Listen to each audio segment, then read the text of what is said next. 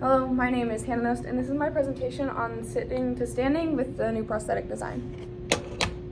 So I'll start off with the introduction, followed by the methodology, the results, the discussion, the conclusion, and then my references. First off, the introduction. So this experiment was done by a Zimmer biomedical engineer, and it was conducted to see if their new prosthetic design would significantly decrease the time it takes for patients with below-the-knee prosthetics to go from sitting to standing and stable, and this measurement was done in seconds. So given in this project, the individuals using the old prosthetic design took an average of 2.5 seconds to go from sitting to standing and stable. During this experiment, 25 patients were fitted with this new prosthetic. It took them an average of 2.33 seconds to go from sitting to standing, with a standard deviation of 2.7 seconds.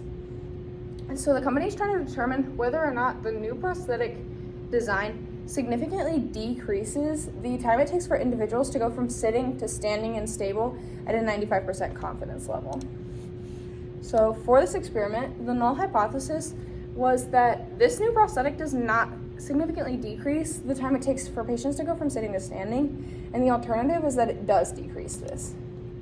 When analyzing this data, the engineer decided to use a one-sample t-test. Because there were less than 30 samples but greater than 10, there is one independent group, and they're comparing a new mean to a known mean. In this experiment, there were 4 equations used. The first 2 were the sample mean, so x bar equals the sum of the x values over the number of values, and the sample variance, which is the sum of each individual number minus the mean squared over n minus 1. And then the equation for a one sample t-test, which is x bar minus mu. Mu is the known mean over the standard deviation, so s over the square root of n, and then the degrees of freedom, which is the number of samples minus 1.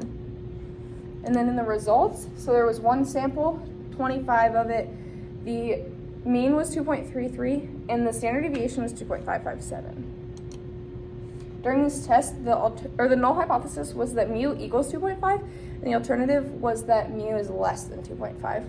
During this testing, the t-value was found to be negative 0.33, and the p-value is 0.374. This is an exponential distribution due to the fact that it is a test of time. So the p-value when performing this one-sample t-test was 0.374, which is not lower than our confidence value of 0.05.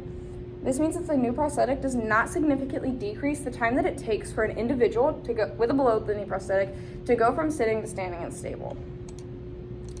So the engineer will fail to reject the null hypothesis.